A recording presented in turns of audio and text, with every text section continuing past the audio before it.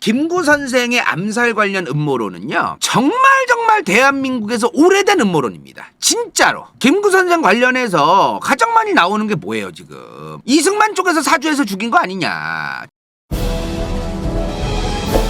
권력으로 읽는 세계사 2. 오늘 이승만 라이브 마지막입니다. 오늘 내용 당연히 3.15 부정선거 그리고 4.19 혁명 뭐 기타 등등 여러가지 나올 것 같겠죠. 근데요, 그거보다도 오늘 요거만 다루면 노잼이야. 일단은 이승만이라는 인물이 대한민국의 대통령으로서, 정치인으로서 수많은 국민의 지지를 받아가고, 더 나아가서 굉장히 많은 국민들의 지지를 받으면서 동시에 본인이 권력을 헤쳐먹어가는, 장악해가는 그 과정, 그 과정을 일단 우리가 좀 배울 필요가 있어요. 이 양반 단순하게 부정선거했다, 뭐 4.19 혁명이 일어났다, 하야했다, 이렇게 하면 안 됩니다. 이 양반이 가면 갈수록 본인의 권력을 쟁취해가고 해먹으려고 이제 여러 가지 설계를 하는 그 과정을 반드시 우린 알아야 돼요. 그리고 이승만 대통령의 권력 기반 지지율은요, 솔직한 얘기로 초반에는 별로였어요. 이 양반 대통령 되자마자 모든 국민들이 막 이승만 대통령 개쩐다 막 이랬을 것 같죠? 그건 아닙니다. 이 양반은 사실 6.25 전쟁 비포 애프터로 나뉩니다. 이승만 대통령은 6.25 이전과 이후의 정치적인 그 지지율과 기반이 완전히 달라요. 6.25 전쟁이 터지기 전에는요, 지멋대로 할 수 있는 그런 게 별로 없었어요. 근데 6.25 딱 터지면서 이제 그냥 반공, 뭔가 그 6.25 터지면서 이제 분위기가 어떻게 됐겠어, 솔직한 얘기로. 반공, 멸공, 안보 막 이런 게 얼마나 중요했겠습니까? 반공 분위기 쫙 이제 뭐 생기면서 이제 김일성이 공산주의, 중공군, 인민군 저들 잡아 족쳐야 된다, 이런 분위기니까 반공의 진심이었던 이승만 정부가 얼마나 지지를 받았겠습니까? 이 과정에 대해서 오늘 설명을 할 건데, 일단은 대한민국 남한만의 단독정부 수립 언제 됐어요? 1948년 8월 15일이야. 근데 이 단독정부가 수립되고 나서 대한민국 국회의원들이 생기고 그게 아닙니다. 정부가 생기기 전에 일단 5월 10일에 국회의원 선거부터 있어요. 자, 다시 단독정부가 8월 15일인데 국회의원 선거는 5월 10일이에요. 요거 헷갈리면 안 됩니다. 요거 정부보다 국회의원이 먼저 생겼다. 그거부터 우리는 좀 상식적으로 알고 있으면 좋겠어요. 대한민국의 정부가 수립되기 전에 일단은 국회의원들부터 뽑은 거예요. 왜? 우리나라에 법이 없었거든. 법이. 제한, 헌법이든 삼권 분립이든 국회의원을 또 앞으로 어떻게 뽑을 거든, 대통령을 어떻게 뽑을 거든, 임기는 어떻게 될 거든, 이런 아주 여러 가지들을 이제 일단 정해야 되잖아요. 누가 정할 건데? 그냥 똑똑한 사람, 지나가는 사람, 교수래, 학벌 개쩐데 주워 와가지고 너가 정해, 이거에 말이 되냐고. 일단 정당성도 없고 그렇잖아요. 그러니까 일단은 민주주의 국가니까 국민이 뽑은, 이래야 명분이 있고 정당성이 있는 거잖아요. 국민이 뽑은 사람이 국민을 대신해서 법을 정해야 국민들도 군소리를 안 하지. 그래서 대통령이고 뭐고 간에 딴 거 다 뽑기 전에 일단은 제한, 법을 정하기 위해서 1대 국회의원을 5월 10일에 먼저 선거를 한 겁니다. 이거 좀 뭐라고 돼 있어요? 1대 국회의원 선거인데 제헌 국회의원 선거입니다. 또 1대 국회를 제헌 국회라고도 해요. 제헌 국회. 제헌이 뭐요? 옛날에 제헌절 있어요. 제헌절. 기억나시죠? 제헌절? 옛날에 공휴일이었어. 지금은 아닌데 대한민국 헌법이 제정되었다 헌법위에서 제헌이요. 이 제헌 국회는 헌법을 처음 제정한 국회다 해서 제헌 국회라고 하는 거죠. 1대 국회의원을 이렇게 국회의원 뽑았어요. 이제 근데 이제 대통령을 뽑아야 될 거 아니에요. 이 국회의원들이 뽑힌 다음에 대통령 이제 투표도 해야 된단 말이야. 대통령 선거를 합니다. 근데 국민들이 안 뽑았어요. 이때는 이 국회의원들이 뽑았습니다. 간접선거라고 하죠. 간접선거. 국민들이 뽑은 1대 국회의원들이 1대 대통령을 뽑는 거예요. 처음에는 그랬던 거예요. 국회의원들을 국민이 뽑았으니까 국민들이 뽑은 국회의원들이 대통령을 뽑은 거니까 꼭 이게 이상한 건 아니다, 이렇게 이제 봤던 게 있는 거죠. 그렇게 1948년 7월 20일에 1대 대통령으로 선출됩니다. 이승만 대통령이. 자, 근데 당시 국회의원들 투표한 거 보면은 총 국회의원이 198명이었는데요 투표는 196명이 했대요. 근데 그중에 이승만 대통령 후보가 180표나 받습니다. 어마무시하게 몰표야. 거의 몰표. 엄청난 거죠. 지금 김구 선생은 13표밖에, 13표밖에 못 받았어요. 김구 선생은 이 선거에 안 나갔습니다. 안 나갔는데 후보에 있어요. 그죠? 이게 졸라 좀 조잡스러운 게 뭐냐면은 당시에 법이 좀 허접하니까, 건국 초기라서 좀 조잡스러운 거야, 법이. 그래서 국회의원들이 후보들 명단만 보고 거기서만 뽑는 게 아니라 무시하고 김구 선생이 후보가 아니야. 근데도 김구를 써서 냈어. 그러면 유효표가 돼요. 그러면 유효표가 돼서 김구 선생 몇 표가 나왔다가 여기에 이제 계산이 되는 거야. 이 양반은 이제 후보도 아니었는데 원래 유효표다 이거요. 그래가지고 이제 이 목록에 원래 없으셔야 되는데 있는 거예요. 다들 아시다시피 김구 선생도 대통령 선거에 나갈 준비를 하던 분이에요. 독립운동가였지만 광복 이후에는 정치인인 것도 분명한 것이고, 근데 저 대통령 선거에 안 나간다고 얘기를 했다 이 말이요. 남한만의 단독 정부 수립을 반대했기 때문입니다. 김일성이까지 만나가지고 이제 여러 가지 대화를 하고 합의를 보려고 노력을 했지만 끝까지 안 되죠. 그게 결국은 남한만의 단독 정부가 수립이 됐고 그 과정에서 이제 대통령 후보로 이승만 박사가 나간 거잖아요. 거기에 나는 나갈 수 없다. 남한만의 단독 대통령이니까. 김구 선생은 진정으로 이거는 무시할 건 아닌 것 같아. 김구 선생을 가지고 무슨 공산주의랑 관련된 사람으로 어떻게든 몰아가고 싶고, 이승만 박사, 이승만 대통령은 무조건 추앙하고 싶어가지고 이 양반을 어떻게든 깎아내리려고 난리치는 그런 사람들이 있는데요. 일단 이분이 진정으로 남북한이 하나된 통합된 대한민국이라는 국가로 가야 한다. 이거는 진심이었던 것 같아요. 여러 정황이 그거를 좀 보여주는 게 있는데 나름의 본인의 애국이죠 그게 또. 근데 이미 김일성이는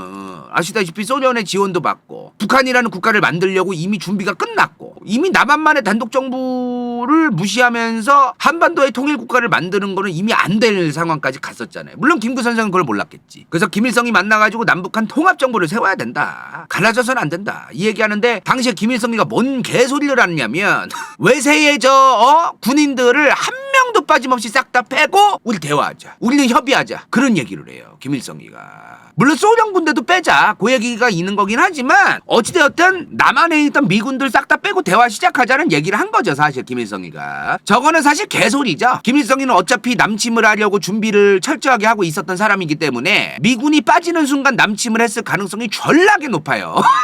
그 개수작 부리려고 이딴 소리 한 건데 사실 아무리 봐도 결과론적으로 보면 그렇죠. 자, 아무튼 이승만 박사가 대한민국 초대 대통령 1대 대통령이 됐습니다. 자, 이승만 대통령이에요 이제. 근데 이승만 대통령이요 정권 초기에 별거 없었어요. 이 양반이 막 뭐 3.15 부정선거, 뭐 4.19 혁명, 아니면 뭐 이런 거 있잖아. 자유당. 이 양반 아세요? 이 양반 이정재 씨야. 이정재 씨. 그 깡패 그 이제 있잖아. 야인시대에도 나오잖아요. 이정재 씨야 이 양반이. 이런 거를 우리가 보통 좀 기억을 먼저 하다 보니까 대통령 되자마자 막 어마무시하게 막 권력질하고 막 그런 사람으로는 보통 상상하는 분들이 있는데 그렇지 않습니다. 정권 초기에는 그렇지 않았어요라기보다도 그러고 싶어도 그러기가 어려웠어요. 우선은 이거부터 우리는 이해해야 됩니다. 정말 40, 50년대 국회를 보면요 무소속이 졸라게 많았습니다. 진짜로. 야, 이게 뭐냐 지금 보여드리는 게 뭐냐면은 1대 국회의원의 구성이에요. 지금 보면은 이 정당 이름이 듭니다. 대한독립촉성국민회 뭐고 간에 이거 다 좀 정당 이름인데 무소속이 85명이에요. 당이 없는 사람이 저렇게 많았던 거예요. 이거를 이해하고 봐야 돼. 너무 이승만 하면은 자유당부터 떠올리니까 초기에 그 이승만 정부의 권력 찌꺼리 그런 것들이 이해가 더 안 되는 건데, 자, 자유당은 아직 생기지도 않았어. 자유당은 나중에 생기는 거예요. 아직 얘기가 나오려면 한참 멀었어. 일단 옛날에 이런 1대 국회 때만 해도 1940년대 후반이죠. 50년대 초반이고 요때는 그냥 인물 보고 뽑는 거야. 인물. 뭔가 저 양반 관상이 좋아 보여. 뭔가 스펙이 좋아 보여. 뭔가 우리 마을을 위해서 뭔가 졸라게 잘할 것 같고 인맥도 막 아는 사람도 많고 요런 거. 당이 아니라 정당이 아니라 그냥 그 개인을 보고 뽑는 거예요.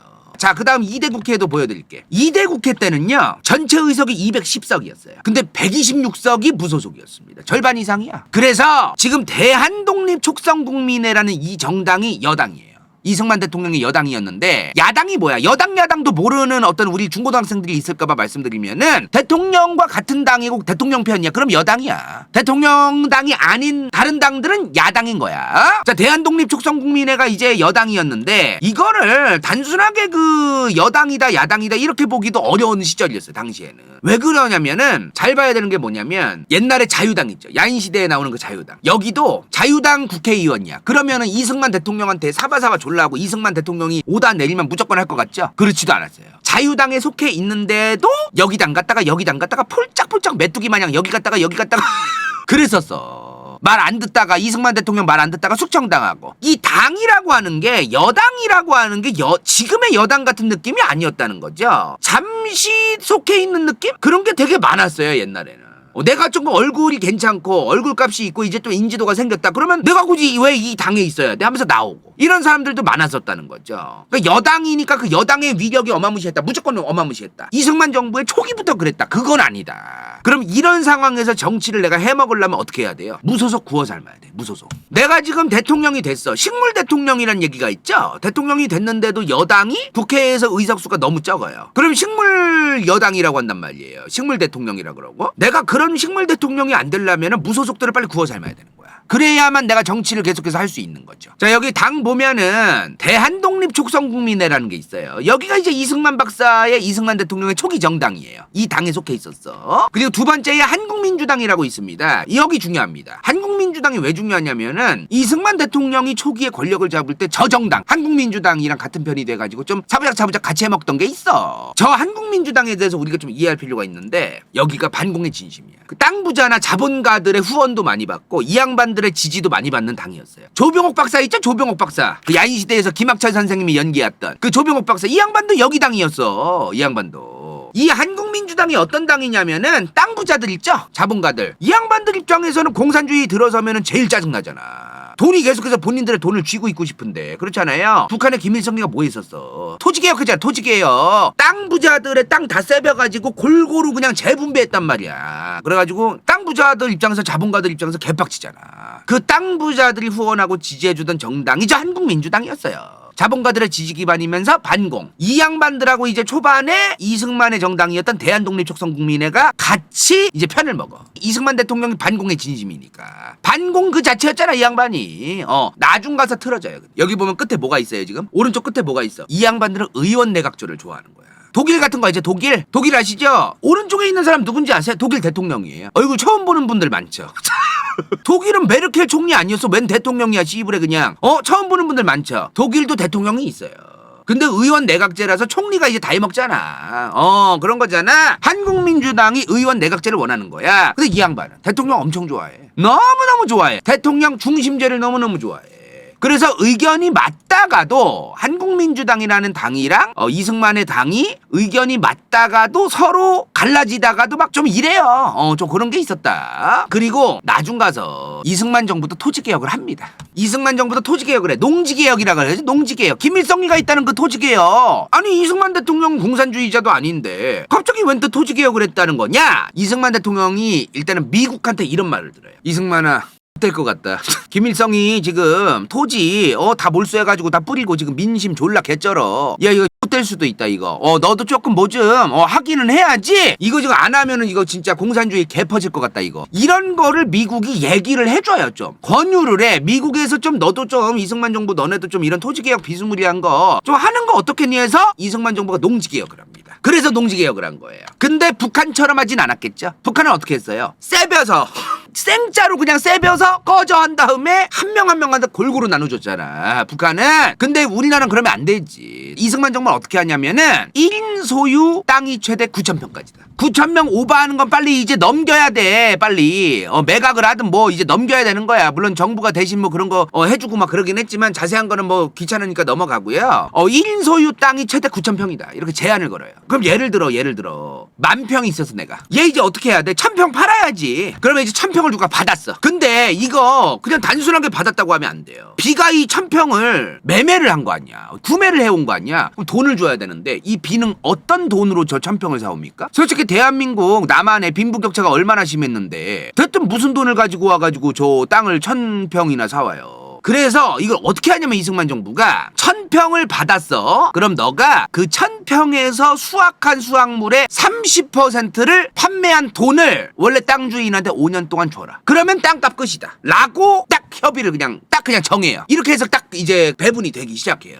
내 저번 편에서도 말했지만 공산주의가 어디서 많이 퍼졌다 그랬어요. 가난한 사람들이 많은 농촌 지역, 지방으로 내려가면 내려갈수록. 그런 데서 공산주의가 더 많이 퍼졌다고 했잖아요. 이 양반들이 공산주의가 되기 전에 빨리 민심을 이승만 정부가 받아야 되는 거야. 이거 절대로 헷갈리면 안 돼. 이승만 정부가 생겨서 우리나라에 뭐 문재인 정부, 윤석열 정부 생긴 게 아니에요. 일반 당시 국민들은 굉장히 많은 사람이 뭐 이승만이라는 사람이 뭐 이제 왕이 됐대. 아니요. 그 대통령이라는 거예요. 그거는 왕이 아니라 이 사람아 마. 그걸 왜 몰라 이 무식해가지고 그게 뭔데? 이런 시대야. 근데 또 최근에 뭐 저 옆집 그이가 뭐 공산주의가 뭔지 뭐 이런 거 말해줬는데 세상에 그것도 괜찮아 보이더라고 세상에. 이런 시대라고. 이 1948년 8월 15일에 이승만 대통령 뭐 정부가 수립됐으니까 뭐 다들 뭐 인지하고 이제 뭐 이제 당연히 대한민국이고 뭐 당연히 이승만 정부고 뭐 그런 시대가 아니다 이 말이야.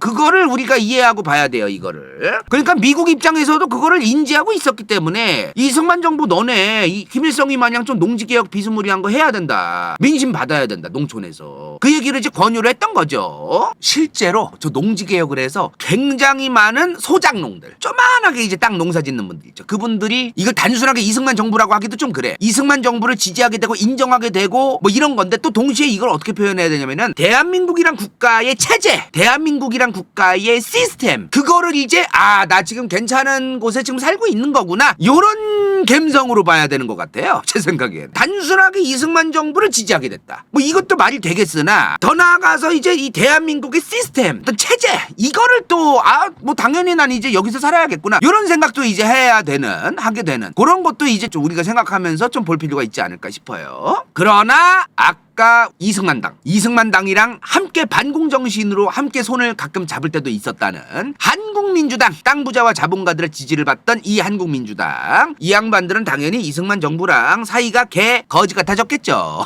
아예 적이 돼요 적. 이 양반들이 이제 나중 가서 모여가지고 한국민주당에 있던 사람들 이승만 정부에 반대하던 한국민주당 사람들 플러스 그냥 이승만의 여러 이유에 의해서 반대하던 사람들 국회의원들이 다 같이 모여서 민주국민당이라는 당을 만듭니다. 거기에 이제 조병옥 박사가 있었어요.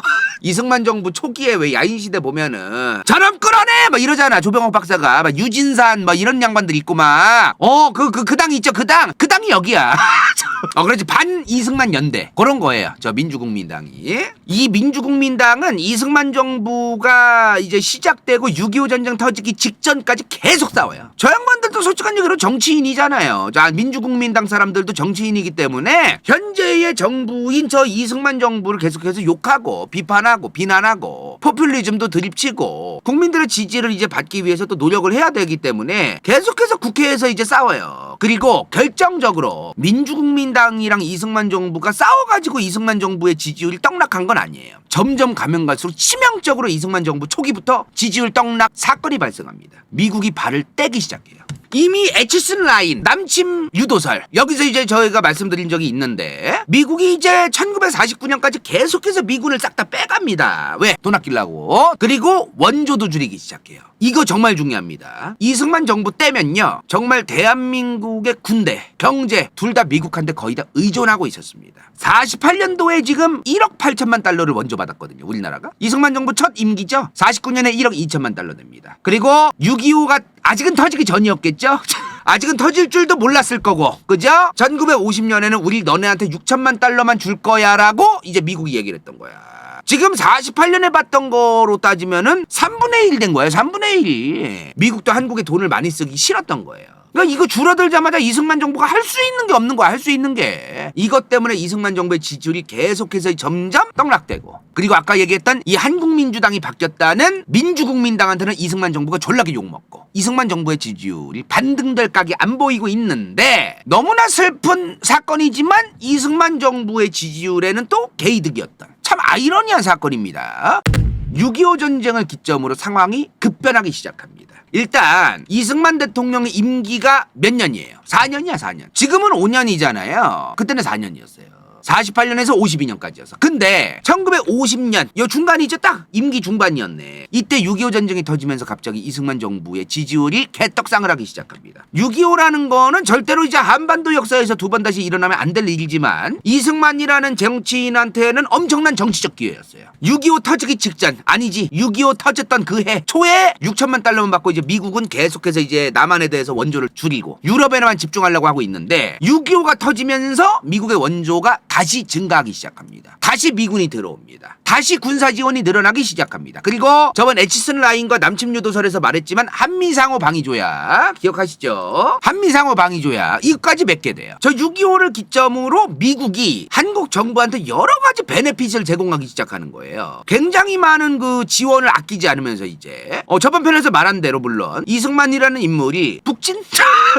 진짜 이 양반은 북진이야. 자기 마음에 안 들면은 뭐만 하면 북진 협박하면서 미국한테 받아낼 거 다 받아내고 그런 게 좀 있었어요 사실은. 북진 드립을 좀 많이 쳤어. 아무튼 이런 여러 가지를 이제 얻어냈죠. 미국한테 이제 외교를 한 거지 사실은. 솔직한 얘기로 우리한테는 너무너무 정말 머리 아프고 찢어지게 정말 안타까운 그런 어떤 사건이지만 이 6.25라는 사건이 없었으면은 이승만 정부의 지지율은 어려웠을 가능성이 졸라게 높다 라고 강력히 추정하는 바다. 왜 지금 이렇게 얘기하는 거예요? 간다요가 지금 6.25 전쟁 터지고 나서 남한의 분위기가 어떻게 됐겠어? 반공이야 반공. 그냥 반공이야 그냥 반공의 진심. 전 국민이 반공의 진심. 감히 사상의 자유를 들먹이면서 무슨 좌파 공산주의 뭐 이런 당을 만들어 들이 말만 하면 그냥 잡혀 들어가는 거야. 일단은 국내 정치에서는 내가 정치인으로서 살아남고 헤쳐먹기에는 외부의 적이 유리하죠. 우리 전 국민의 공공의 외부에 있는 적을 만드는 게 개꿀이에요. 반공과 멸공으로 전 국민이 한마음 한뜻이 되기 시작합니다. 6.25 이후에. 그러다 보니까 이런 분위기 속에서 우리가 남한에서 수많은 사람들이 어떻게 생각을 하게 되냐면 반공하면 이승만, 멸공하면 이승만, 안보하면 이승만, 미국에 지원하면 이승만이야. 그리고 솔직한 얘기로 반공주의자가 이승만 대통령만 있던 건 아니잖아요. 그죠? 김구 선생도 반공주의자였어요. 김구 선생은 반공주의자지만 민족주의자였죠. 두 가지였죠. 그죠? 자, 근데 1949년 6월에 김구 선생이 암살을 당합니다. 누구한테? 안두희 씨한테 암살당하죠. 안두희 씨. 이 양반 안두희 씨는 또 나중 가서 그 버스 기사님 정의봉 때문에 또 이 양반도 죽잖아요. 그죠? 김구 선생이 이제 암살을 당하세요. 그리고 김규식 선생이라는 이승만 대통령의 정치적 라이벌이 있었어. 이 양반은 또 몸이 안 좋아가지고 정치 생활을 본인 스스로 몸이 안 좋아서 오래 못해요. 그리고 또 다른 라이벌 여운형 선생. 이 양반은 암살을 당했어 이미. 김구 선생보다 먼저 암살당해요. 그래서 이승만 대통령이라는 대통령급의 거물급 정치인, 이 사람에 대항할 거물급 정치인 라이벌이 없는 겁니다. 이제 이런 상황들이 있었던 거예요. 자, 근데 이 타이밍에 이제 김구 선생을 누가 암살한 거냐, 누가 사주한 거냐, 요거 이제 궁금해하실 분들이 있을 것 같습니다. 그죠? 김구 선생의 암살 관련 음모론은요, 정말 대한민국에서 오래된 음모론입니다. 진짜로. 김구 선생 관련해서 가장 많이 나오는 게 뭐예요 지금? 이승만 쪽에서 사주해서 죽인 거 아니냐. 지금 여기와 관련해가지고 안도희 씨, 김구 선생을 실제로 암살한 이 안도희 씨, 이 양반이 그럼 누군지를 우리가 좀 살펴볼 필요가 있는데, 이거 사실 간다요가 얘기하기도 전에 많은 분들이 보셨을 거예요. 추적 60분도 보고 그것이 알고 싶다도 보고 진짜 별의별 다큐멘터리가 몇십 년 동안 진짜 이 대한민국 헌정 역사상 진짜 1990년대, 2000년대, 2010년대, 2020년대 수많은 그 김구 선생 암살 그 다큐멘터리가 정말 많았어요 사실은. 근데 아직도 정해진 게 없어요. 증명할 길도 없고 팩트라면서 얘기할 수도 없어요. 지금 만약에 감히 누군가가 뭐 김구 선생 얘가 죽인 거다 뭐 확정적으로 얘기한다면 개무시하세요. 절대로 그렇게 얘기할 수가 없습니다. 결론을 몰라요. 결론을 모른다고. 자, 일단 이 안두희 씨가 누구냐면은, 오늘 간다요는 이제 새로운 얘기를 좀 드리고 싶은데, 일단 안두희 씨 이 양반이 누구냐면은 이승만 대통령이랑 그렇게 가까운 사이는 아니었습니다. 그러니까 안면이 한두 번 있는 사이. 이 양반은 원래 군인이었거든요. 근데 반공사상이 있는 서북청년단에도 활동하던 그런 사람. 저는 근데 여기서 좀 답이 있지 않을까? 추정을 여기서 할 수 있지 않을까라는 생각이 들었어요. 뭐 이 양반 CIA 요원이었다, 뭐 미국이 사주했다, 뭐 별 얘기가 다 있는데, 김구 선생을 이제 암살했잖아요 이 양반이. 근데 안두희 씨의 단독 범행이라는 가능성에 대해서는 대부분 생각을 안 해요. 반드시 이 사람은 누가 사주해서 했을 거다, 이 사람은 단독 범행을 했을 리가 없다, 대부분 요걸 가지고 얘기를 한단 말이에요. 근데 간다요가 제주 4.3 사건 편에서 저번에 이제 이승만 학살편 바로 직전에 라이브죠, 거기서도 말씀드렸지만 반공단체라던가 이런 우익청년단체, 서북청년단 같은 데 있던 사람들은 본인들의 정치적인 이념에 혈안이 되어서 사람 죽이는 거 진짜 일도 아니었던 사람들이 많았습니다. 그거를 우리는 좀 이해하고 이 사람에 대해서도 좀 추정할 때 그런 것도 좀 볼 필요가 있지 않겠어요? 그 서북청년단이라던가 그 반공단체들은 그 양반들이 무슨 악마라서 사람 죽이고 뭐 그랬던 건 아니에요. 사실은 했던 짓거리는 악마 짓거리인데 그 양반들이 했던 그 짓거리들이 지들 나름은 애국이라고 생각했던 거야. 공산주의자들이 대한민국에 있으면 안 되니까 제 공산주의자인 것 같아. 확실하지도 않은데 그냥 죽이는 거야. 그게 애국이니까. 그 양반들이 생각하는 무식한 애국, 그냥 극단적인 그 애국. 저는 안도희 씨도 그런 게 좀 있었을 가능성도 배제할 수 없다. 배제할 수 없다. 저는 그렇게 생각을 해요. 저는 배제할 수 없다. 근데 이 얘기를 거의 안 해. 굉장히 많은 다큐멘터리가 지금까지 있어 왔는데요. 단독으로 이 사람이 그냥 했을 가능성도 전 충분히 있다고 봐요. 자꾸 누가 뒤에서 사주를 누가 했을까만 자꾸 상상을 하니까 답이 안 나오는 거야. 더 그런 게 있는 것 같아. 아무튼 간에 이제 이승만 대통령은 정치적 라이벌이 없어졌으니까 개꿀이네요. 그렇다고 개꿀만은 아니었습니다. 업보. 민간인 학살을 어마무시하겠죠. 저번 편에서 말했다시피 이 민간인 학살이 요즘 조명되는 것도 아니에요. 당시에 야당들이 저거 가지고 엄청나게 많이 비판을 실제로 했어요. 이거를 가지고 뭐 제주 4.3뿐만 아니라 보도연맹, 뭐 6.25 관련해가지고 6.25 과정에서 죽은 민간인들 뭐 별일이 다 있었잖아. 저번 편에서 말했잖아. 자, 그래서 두 번째 선거. 이승만 정부의 첫 번째 임기가 끝났어요. 자, 두 번째 임기를 나가야겠죠, 이제. 그죠? 1948년에서 52년이니까 이제 52년에 두 번째 임기를 나가야겠네요. 그죠? 근데 6.25가 아직 안 끝났을 때야. 6.25가 아직 안 끝났을 때 두 번째 대통령 선거에 이제 이승만 대통령이 나가는 거예요. 그죠? 근데 이승만 대통령이 안 될 것 같은 거야.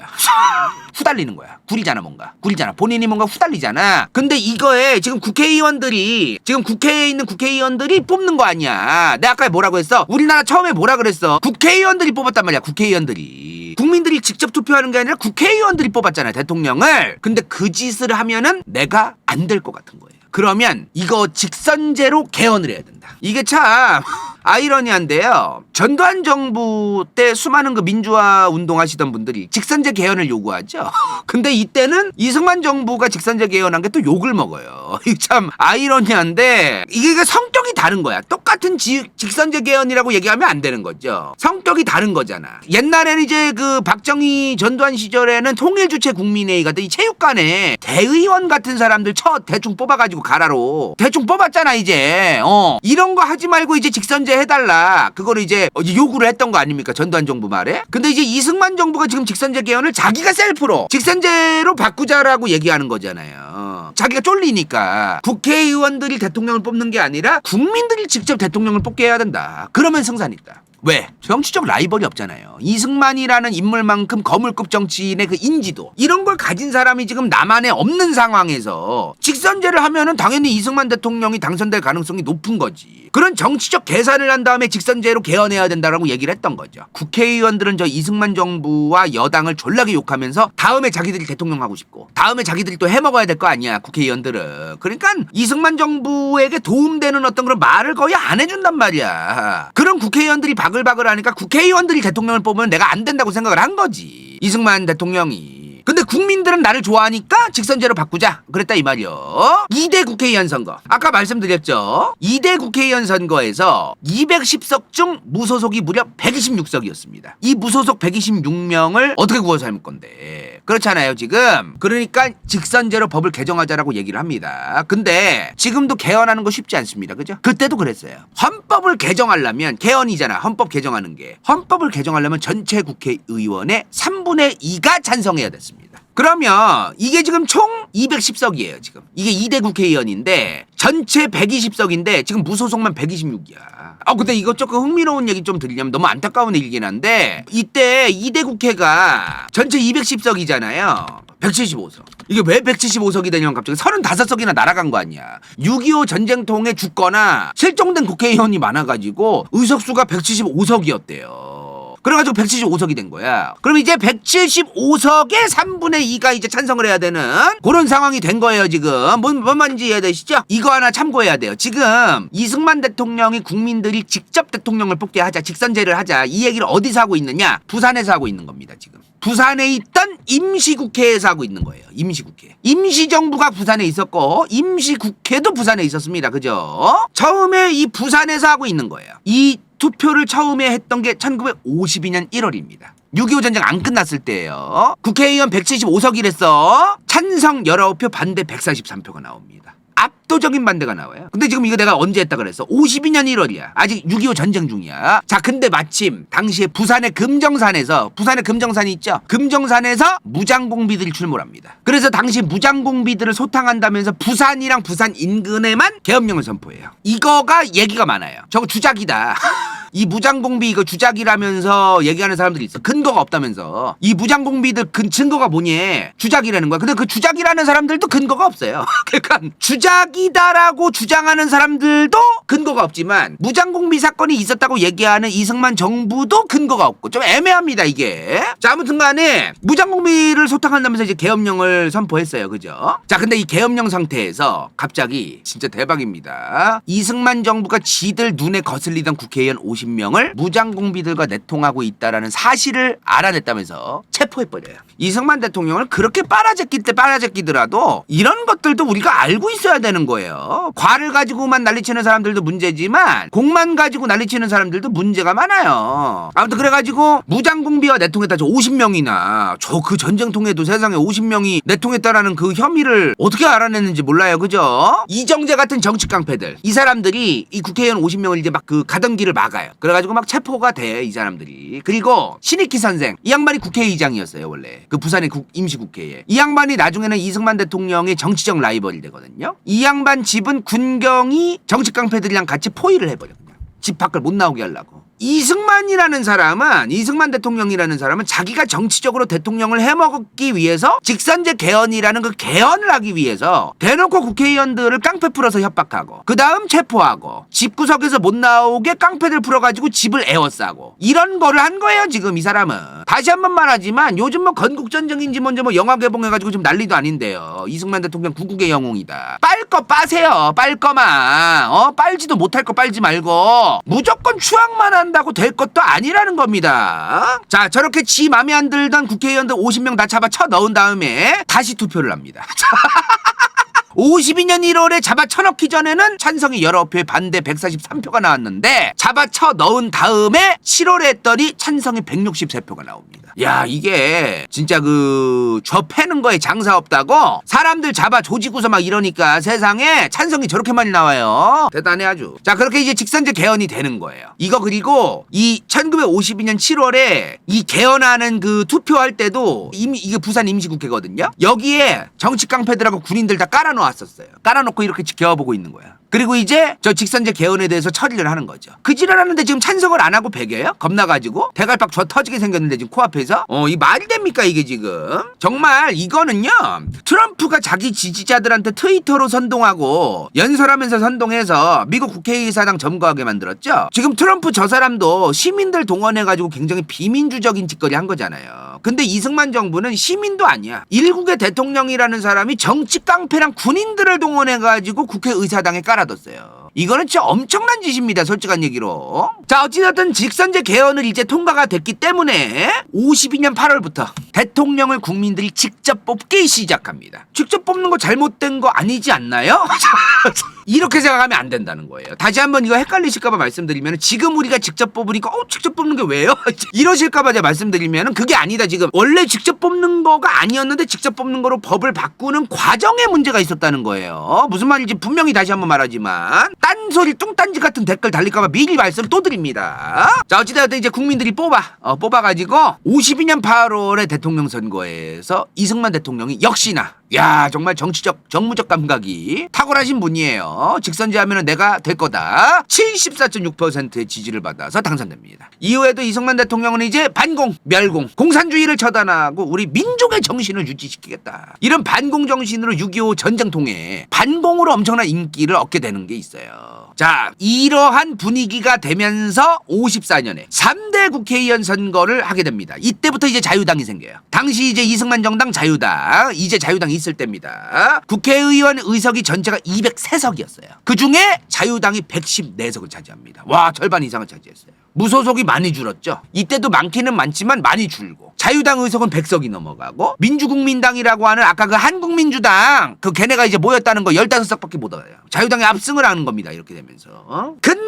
근데 여기서 정신 차리고 내 말 잘 들어야 돼. 지금 여기서 정신 차리고. 자, 지금 저 자유당이라는 정당이 지금처럼 더불어민주당 국민의힘 출신 대통령 후보 이승만 이렇게 생각하면 안 돼요. 이렇게 생각하면 안 돼. 자, 다시 한번 말하지만 당시에 저 정당이라고 하는 거는 언제든지 메뚜기처럼 폴짝폴짝 폴짝 뛰어서 무소속 될 수도 있고 폴짝 뛰어서 잠깐 자유당 발 담갔다가 폴짝 뛰어서 다시 무소속 될 수도 있고 이런 게 너무나 많았다. 너무나 빈번했다. 자유당이라고 하는 정당이 지금 생기자마자 이승만을 무조건 막 사바사바해주고 이게 아니었어요. 시대가 그랬다는 거예요. 시대가. 정당민주주의라고 하죠. 정당민주주의. 정당이라는 거 그 자체만으로도 이제 그 굉장히 많은 국민들이 그 정당의 이미지라던가 이념이라던가 스탠스라던가 분위기라던가 인물이라던가 여러 가지 보고 이제 정당 그 자체에 대해서 이제 우리가 민주주의가 좀 발전이 되어 있잖아요. 근데 이때는 정당 민주주의가 발전이 안 되어 있을 때예요. 그거를 이제 우리가 이해하고 봐야 된다 이 말이요. 이제 자유당이 과반 이상을 차지한 거 아닙니까? 203석이란 말이야 지금 전체가. 203석의 절반이 넘잖아. 자유당이 지금 114석이니까 그럼 이제 이승만이 원하는 대로 다 일사천리 다 국회에서 처리가 되느냐? 그렇지가 않았다. 자유당 안에서도 이승만이 뭔가 마음에 안 들고 내가 이번에 이승만한테 개지를 떤 다음에 이제 딱 얼굴 좀 알리고 그러면서 내가 다음에는 이제 무소속으로 나가가지고 이제 딱 정치인 해봐야지 이러는 설계하는 사람들도 있었을 것이고 이런 여러 가지 상황들이 있었던 것이다. 얘네들 다 잡아다가 조지기 시작합니다. 이승만 정부가. 자유당 안에서 이승만 정부를 반대하는 사람들이 꽤 있었는데 그럴 때마다 이승만 대통령이 그 사람을 트집 잡아서 조져요. 그리고 자유당에서 이제 빵꾸가 나죠. 빵꾸가 그러면 자유당의 의석수가 빵꾸가 났어. 그럼 이제 무소속이었던 사람들 구워 삶아가지고 땜빵으로 채워. 이런 게 있었던 거예요. 그러니까 이거를 자유당이라는 당이니까 전부 다 뭐 이승만한테 사바사바하고 그렇게 생각하면 안 된다. 그래서 이 3대 국회 이때부터 이제 6.25 전쟁이 끝난 1954년 선거예요. 이게 54년 6.25도 끝난 거잖아. 54년 3대 국회부터는 이제 진짜로 이승만이라는 인물은 정부 국회를 다 장악한 그런 사람이었던 겁니다. 대단한 사람이 됐어요. 이제 54년부터 본격적으로 정부와 국회를 장악했다. 54년 이전과 54년 이후를 우리는 좀 구분해서 볼 필요가 있다는 겁니다. 여기서부터 이제 자유당 얘기가 자주 나오는 거예요. 자, 그리고 이제 그 유명한 거 나와야 돼요. 4452. 4452이 뭐야? 자, 일단 4452은 이거 개무시해야 돼. 그 단어 자체가 짜증나. 이게 사실은. 지금 현재의 MZ세대들한테는 4452이란 저 단어 자체가 한문이기 때문에 짜증나요. 개무시하고 넘어갈게요. 당시 대통령이 어떻게 되어 있느냐? 당시 대통령 제도가 중임제였어요. 그러니까 이게 뭔 말이냐면은 2번 해먹을 수 있던 거 2번. 이승만 대통령이 2번 선거 나갔잖아요. 그럼 이제 못 나가는 거예요. 3번은 안 된다는 거예요. 근데 이게 또 졸라 웃긴 게 뭐냐면 갑자기 이 양반이 개헌을 하자. 개헌 엄청 좋아해. 개헌을 밥 먹듯이 해, 이 양반은 진짜. 나라가 생긴 지 얼마 안 됐기 때문에 법에 구멍이 많고 그러니까 수정을 해야 되고 보완을 해야 되는 게 많으니까 개헌을 자주 할 수 있다고 보긴 보는데 그 개헌이 아니잖아. 이 양반이 하는 거는 지금. 그냥 자기가 해먹으려고 개헌하는 거 아니야 지금. 개헌을 하지. 그 내용이 뭐냐. 대통령을 2번까지 나가는 거는 유지를 해야 된다. 말이 좀 이상해 존나. 나는 처음에 존나 말이 이해가 안 돼서 대통령이 2번까지만 나가는 건 유지를 하지. 근데 여기가 대박이야. 초대 대통령은 제한을 없애자. 이게 대박이야 지금. 이 뭐하는 짓이야 이게. 자기만 없다는 거야 자기만. 이건 진짜 좀 아니지 않습니까? 이승만 정부는 분명하게 비민주적이었고 굉장히 권력지향적이었던 정권이라고 우리는 볼 수밖에 없는 대목이에요 사실은. 어떻게 이런 생각을 할 수가 있을까요? 도대체 뻔뻔하게. 그죠? 근데 여기서 이제 이 얘기가 나와요. 간다요 이승만 편 첫 번째 라이브에서 말했었는데 이거 기억나시는 분들 있나? 이승만은 독선적이고 오만하면서 국가에 대한 아주 그 자기만의 중심적인 사명감을 갖고 있는 사람이다. 이 양반은요 어떤 생각을 가지고 있던 거냐면은 내가 아니면 지금 안 된다. 나 아니면 안 된다 이 말이야. 대한민국이 비민주주의 국가가 되면 안 되니까 대통령을 계속해서 2번, 3번, 4번 나갈 수 있는 건 안 된다. 이거는 대한민국의 민주주의를 위해서 안 된다. 근데 나는 국가를 위해서 진짜 일해야 돼 지금. 지금 급해. 진짜 급해. 그러니까 초대 대통령만 제한이 없다. 이런 생각을 했을 가능성이 전락에 높다. 이 사람은 지금. 저희가 보기엔 그렇습니다. 이거를 말장난으로 뻔뻔하게 무슨 그냥 뭐 변명하는 그런 느낌이 아니라 진짜 이 양반은 진짜 찐으로 이렇게 생각했을 가능성이 졸라게 높았다. 저희는 좀 그렇게 생각을 해요. 이게 무슨 말인지 이해되시죠? 이 양반은 다시 한번 말하지만 아주 독선적이고 오만한 국가에 대한 사명감을 갖고 있었다 이 말이요. 그런 느낌이 있어요 이 양반이. 이 양반이 여러 행적을 돌아볼 때 그런 게 있어. 정말로 본인의 사명감으로 인해서 본인의 독재와 대통령으로서의 수명을 연장하는 거를 본인의 권력이 아니라 정말 국가를 위해서 연장하려고 하는 어떤 그런 마인드. 본인 아니면 지금 안 된다는 그 마인드. 그런 게 많이 드러나요 사실은. 단순하게 초대 대통령에 한해서만 제안을 철폐해야 돼. 이게 나 더 해체받고 싶다. 개헌해야지. 물론 이런 게 있었을 수 있어요. 있었겠으나 정말 국가위에선 지금 내가 일을 해야 된다. 다른 어떤 이상한 인간들이 대통령 해가지고 지금 나만이 공산화될 수 있고 미국과의 외교도 제대로 못하고 개판 날 수 있고 나는 그렇기 때문에 어쩔 수 없이 내가 개헌해서라도 내가 더 해야 된다. 이거 나만이 아직도 안 된다. 자기 스스로는 그렇게 생각했을 가능성이 전락이 높다. 솔직히 좀 개인적으로는 비호감이죠. 이런 부분이. 저도 개인적으로는 비호감인데 이거는 여러분들이 알아서들 판단하세요. 자, 아무튼 개헌했어. 개헌하려면 아까 뭐라고 해서 3분의 2 전체 국회의원의 3분의 2 개헌 정족수라고 하죠. 정족수. 그러니까 이게 처리가 되려면 통과가 되려면은 3분의 2가 이제 돼야 되는 거야. 3분의 2가 3분의 2가 최소 찬성을 해야 된다는 거야. 근데 203석이었잖아. 203석 203석 중 203석의 3분의 2면은 135.3333333이에요. 이거 상식적으로 몇이에요? 그러면 136표 나와야 된다는 얘기야. 135.3석이 어디 있어? 0.3석이 어디 있냐고. 그러면 이건 반올림을 하냐마냐가 아니라 그냥 135석 초과하는 게 나와야 된다는 거 아니야. 지금 135.333이니까 이 0.333을 뭐로 채워야 돼? 뭐 대가리 하나로 채워야지 뭐. 그럼 136표가 나와야 되는 거예요. 자, 근데 갑자기 135.3333을 반올림을 하자는 개소리를 하기 시작해. 개 시입삽 소리를 하기 시작해. 135.333이잖아. 그럼 136이 나와야 되잖아. 근데 갑자기 4452이 뭐야? 4452. 4의 이하는 버리고 5 이상은 반올림한다 해서 4452이야. 근데 이거는 여기서 적용할 게 아니라는 거잖아. 지금 이거는 수학에서 반올림을 할 때 하는 거지. 이 135.3333 의석을 반올림의 대상으로 하면 안 되는 거잖아요. 근데 이걸 반올림을 해요, 갑자기. 이때 졸라 웃긴 게 뭐냐면 지들 말 맞다면서 서울대학교 교수, 인하대학교 교수 막 이런 사람들까지 동원해가지고 씨발 기어코 기어이 하필 애써 결국 개소리를 휘황찬란하게 발광을 하면서 개 시입삽 소리를 해요. 진짜 어이가 없는 게 뭐냐면은 처음에 저 개헌안이 135석이 나온 거야. 하필 135석이 딱 나왔던 거야 그때. 그러니까 지금 135.3333이 뭐 시불에 반올림을 하면은 4452비니 뭐니 뭐 개소리를 하고 있고 딱 135가 나와서 이제 그 짓을 했던 거예요 이때. 그렇게 해서 아까 얘기했던 초대 대통령까지는 3번도 나갈 수 있어. 대통령 나갈 수 있어. 이 개헌이 통과가 이제 됩니다. 그래서 1956년에 3대 대통령 선거에 이승만 대통령이 또 3번째도 나갈 수 있게 돼요. 자, 이때 이승만의 개헌에 빡친 국회의원들끼리 모여서 민주당이라는 당을 만듭니다. 자, 이승만의 4.4.5.1 개헌을 비판하는 수많은 사람들이 모여서 민주당이라는 당을 만듭니다. 여기에 이제 조명옥 박사, 유진산, 신익희, 장면, 윤보선 이런 분들, 우리가 이제 이름 들으면 좀 역사 관심 있는 분들이면 아시는 분들, 야인시대에 아주 자주 나오는 인물들이죠. 3대 대통령 선거에 나가요. 누가? 이승만, 신익희, 조봉암 셋이 붙어. 근데 신익희 선생이 갑자기 병으로 죽어요. 신익희 선생 나가리 되고 이승만 대 조봉암. 근데 결과가 어떻게 나왔느냐? 69.98이 나옵니다. 이승만 대통령이. 근데 당시에 이게 부통령이랑 대통령을 같이 써붙인 포스터야. 보면은 지금 대통령 후보 신익희, 부통령 후보 장면, 대통령 후보 이승만, 부통령 후보 이기붕 이렇게 나왔잖아요 지금. 그죠? 그러면 이제 이승만 대 신익희인데 물론 이제 조봉암도 있었지만 일단 이승만이 됐어. 근데 부통령은 누구야? 이기붕 대 장면이잖아 지금. 근데 여기서 장면이 당선됩니다. 이때는 지금은 우리나라가 부통령이라는 개념이 없지만 이때는 부통령이라는 개념이 있었어요. 그래가지고 미국처럼 미국에서 대통령 선거 나면 런닝메이트라고 하죠. 왜 대통령 후보랑 부통령 후보가 같이 이러면서 막 돌아댕기잖아. 막 미국 보면은 알죠? 뭔 말인지 알죠? 막 사람들 바글바글한데 가가지고 막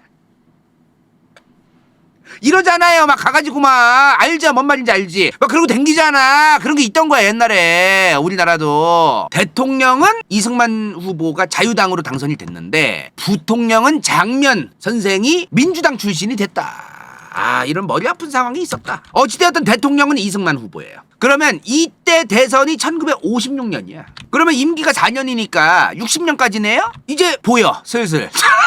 이때 나가리 되잖아. 임기가 이제 이거 마지막 임기가 사실 이제 나가리 되는데 이제 56년부터 60년까지 임기가 이제 시작된 거야. 이승만 대통령이 이미 이쯤 되면요 정치 카르텔이 대한민국 사회에 장악이 되어 있을 때. 장악이 그냥 어떤 정치 카르텔? 자유당 이기붕 씨, 이정재 정치 깡패. 이 정치 카르텔이 남한 사회에 아주 정치권에 아주 장악이 되고 있는 천년만년 헤쳐먹으려고 개수작 부리는 그런 어떤 시대가 이제 완벽하게 이제 갖춰져 가고 있었어요 사실은. 자, 근데 이 시점이 항상 내가 왜 그런지 모르겠는데 항상 또 원조가 또 감소하기 시작합니다. 항상 잘 나가다가 이승만 정부는 원조 감소하면서 이제 지지율 떡락을 해요. 미국의 원조가. 자, 1957년 원조 3억 8천만 달러였어요. 58년 3억 2천만, 59년 2억 2천만 달러로 또 감소하기 시작합니다. 6.25 전쟁 빨로 어느 정도 지지율이 좀 뒷짐이 있었는데 그 빨이 이제 조금 이제 좀 이제 바닥 보이기 시작한 거지. 이제 미천이. 다시 한번 말하지만 대한민국은 당시 1950년대면은 미국에게 군사와 경제를 거의 전반적으로 어마무시하게 의존하고 있었다. 근데 원조가 줄어들기 시작했다 이 말이야. 그리고 이것만으로 지지율 떡락한 게 아니야. 미국이 이승만을 비판하기 시작해요. 왜? 미국 입장에서 솔직한 얘기로 내가 저번에도 얘기했지만 이승만 정부가 계속해서 미국의 마음에 안 드는 짓을 계속했잖아.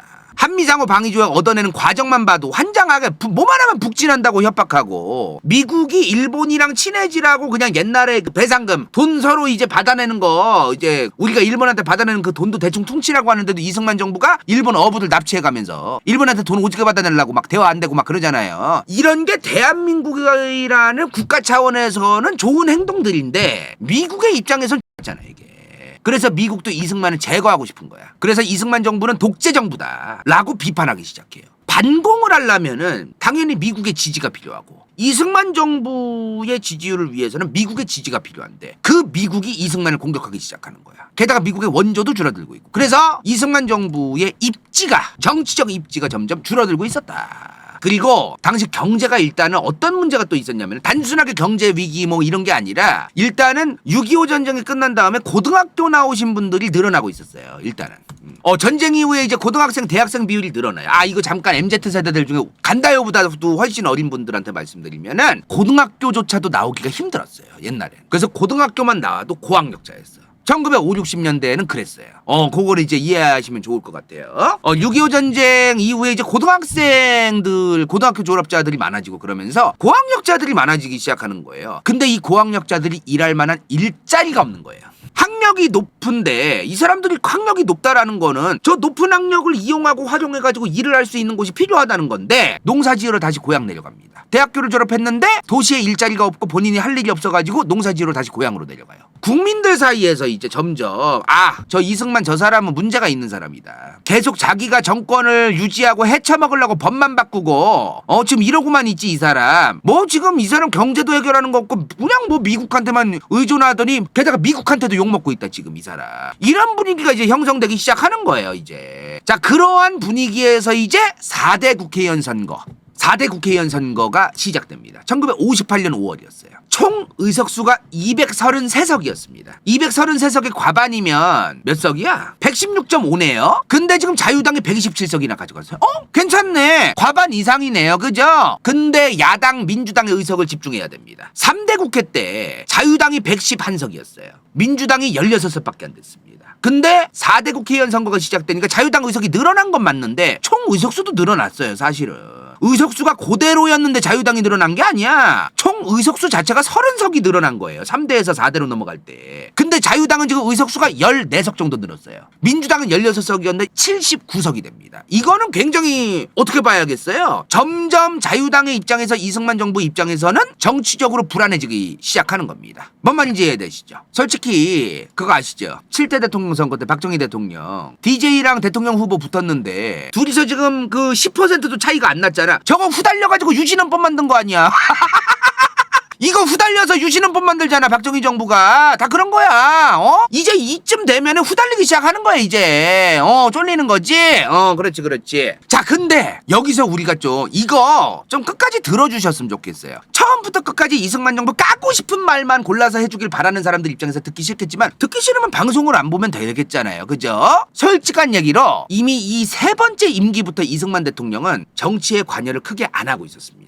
이거 이승만 대통령 실드 칠 필요도 없어요. 어찌되었든 이 양반은 대통령이었기 때문에 무한 책임이 있어. 뭔가 정부와 관련된 국가와 관련되어 있는 거에 문제가 있으면 이 사람이 무한 책임을 져야 되긴 해요. 다만 이 양반이 정치에 관여를 크게 안 했던 건 사실이라는 거예요. 이승만 대통령이 1875년생입니다. 근데 아까 이 4대 국회 자유당 125에 민주당 79석 이거 선거가 1958년이에요.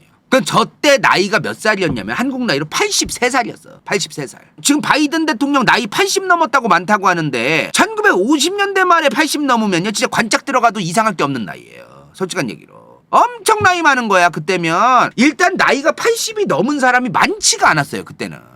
흔치가 않았다니까. 그래서 당시에 이기붕이랑 자유당 정치 깡패들한테 너네가 알아서 이제 국가 운영해라. 그래서 이승만 대통령은 외교 이 정도만 사실 직접 관여를 하지 그 외에는 자유당에 다 맡겨버려요. 이기붕 자유당 정치 깡패들한테 맡겨버려 그냥. 그래서 사실 1950년대 후반부터는 이승만이라는 인물은 이제 할아버지야. 호호 할아버지. 진짜 나이가 너무 많아요. 그래서 이제 이쯤부터는 이기붕 씨와 자유당 의원들 정치 깡패들 얘네가 대부분의 이제 그 정치적인 어떤 그 지지율 빨아먹는 그 설계, 개수작 이런 거를 얘네가 이제 관여를 많이 해서 설계하는 대로 이제 시점이 바뀌기 시작하는 거죠. 물론 그럼에도 대통령으로서의 책임을 피할 수는 없어요. 근데 사실은 사실이니까 직접적으로 정치에 관여를 안 했대잖아. 그리고 나이가 많으니까 이제 내일 모레 죽어도 이상할 게 없다. 후계자를 빨리 정해야 된다. 어디서 후계자를 정해야 돼? 여기서 정해야지. 여기서 나오게 해야지. 자유당에서 지그들끼리 이제 왜 그런 거 있죠. 내가 씨발 자식 잘못 키웠다. 나 아직 죽지도 않았는데 야 우리 아빠 죽으면 우리 엄마 죽으면 재산은 어떻게 할 거야. 내가 씨발 죽지도 않았는데 재산 분배부터 얘기하고 개새끼들이 뭐 요런 느낌 있잖아요. 요런 느낌. 솔직한 얘기로 자유당 국회의원들이 정말 각하만 보면 눈물이 흐르고 씨발 이랬겠어요. 솔직한 얘기로. 대부분 어떡하면 이승만 빨아먹어가지고 씨 정치질을 졸라 어떻게 하면 장관에 먹지? 어떻게 하면 또 당선하지? 뭐 이런 거 생각했겠지 솔직한 얘기로. 그리고 이쯤 되면요 여러 회고록과 증언들에 의해서도 나오는 얘기들인데 이승만 대통령의 측근 옛날엔 청와대 이전에 경무대라는 데서 살았었어요. 그 경무대의 측근들이 이승만한테 들어가는 대통령한테 들어가는 정보들을 통제하기 시작합니다. 이 정도면은 제 생각에는 저는 한 1958년 이후부터는 약간 이 양반이 약간 좀 허수아비 감성이 있어요. 이제 인생 동반자 좋기 트라인 뉴트리 나도요 간다요 후원자 왕껌 당근 이카로스 후추 vs 더 월드 은빛 마술사 최현정 간호낸 이름없음 XX129XX 잘맨 마티아스디 갱다 탁성이 시우필 최영희 찬케일 태원선 정유진 배부른다 람쥐 포슈킨 노아이사 진우파 이건 재밌을지도 몰라.